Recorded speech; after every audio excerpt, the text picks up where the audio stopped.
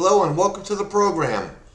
Boy, what a week in stocks we had this week. It was bullish, it was unexpected. Earnings came out.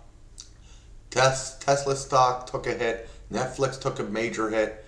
Before we get into it, please support our channel. Click this thank you button, subscribe button, and we appreciate that. So click the like button. We appreciate that. Our goal is to reach 100 subscribers. Well, let's get right into it. Okay, so here we are on a weekly time frame chart here for the SPY representing the S&P 500. And I know last week at this review, I expected this week to be another red candle to remain bullish, but we ended up green here. We broke 451. Which is a very important level. In fact, we closed the week out just above 451, 452.18. It's a little overbought here. A pullback would be nice, especially if we're going to be touching all new highs. I see a support right here that we're going to have to break through, which is going to have to be right here, 461. So if we can stay trading in this 431 to 451, I'd be nice and bullish for the next move up to 461. But at the rate things are now, it looks like we might end up trading between 451 and 461 next week before we move up higher to 479, break all highs. Let's take a look at the daily chart. So here we go. We have a little bit of a gap here. I wouldn't be surprised to see that gap get, well, let's see, there's a small gap.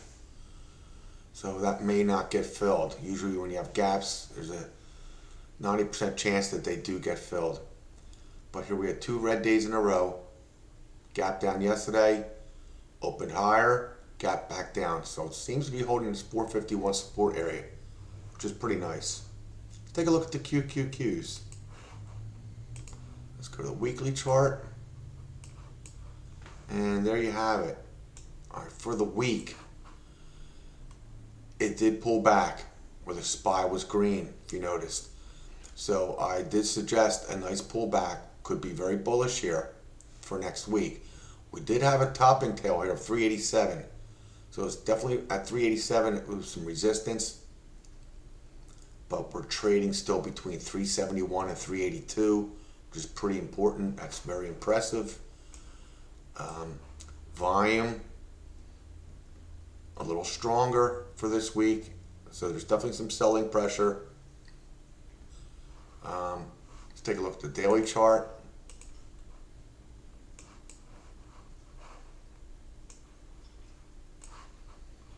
All right, so we reached the peak there of 387. If it stays in this range between 371 and 382, that's going to be very bullish. It's going to consolidate. I see the red candles. Volume's definitely increased a little bit here. So there's definitely been some selling pressure. People are going to be taking profits. You know, with this major run that we had, it's understandable. So right now, I still think it's looking bullish. As long as it stays above 371. It's that for support. That's good. So we'll have to see what happens. I mean, it's just again suspect some profit taking. So, all right, what else do we have here? Let's take a look at Tesla. So there we have it. It's dropping down. It's down to 260. Today was a red day. There is a gap here from earnings from 289 to 280.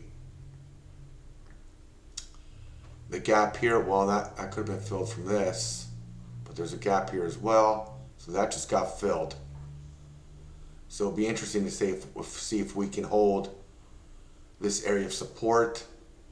This definitely will be another line of support. 241 could be a line of support. Definitely do not want to see it go below 221, where it's breaking down. Nvidia. People have been asking about that. There's a big gap here. I wouldn't be surprised to see that gap get filled. Okay, it's way overbought.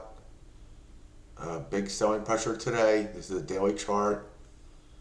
So let's see if it can hold 439 support. That would be really impressive if it does. So, other than that, you know who took a big tanking was AT&T. Take a look at this, folks. That thing just fell because of the lead. They have lead in the ground with the lines, very old. And look at a low of 1343. But what a nice recovery. Back up to 1476. So it's definitely holding. We have a target or a support line here, 1457. So it seems to be holding that. So that was pretty impressive. Anything else we want to show you guys? Well, Apple's a little bit of a red day today, but still strong. Did break through highs this week. Went to 198.23. That's pretty impressive. Oil. So we go to Oxy, OXY.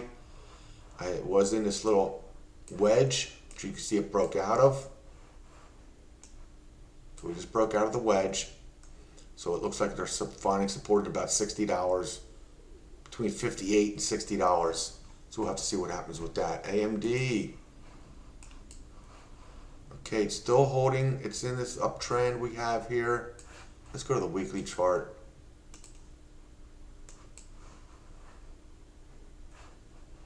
Alright, it broke below it a little bit, but it's still holding. It's holding strong. It's at 110 right now. That's not bad. That's pretty impressive. Intel had a nice recovery today, at least. Let's take a look. So it's kind of in this range of $32 to $34. We'll have to see what that happens with that. So anyway, is the Fed going to raise rates? I say yes. There's a 98% chance that they are, and that's going to happen next month. It'll be interesting to see what happens. If they don't, I think the market's going to be off to the races. So we'll have to find out and see what happens. So again, I appreciate you watching.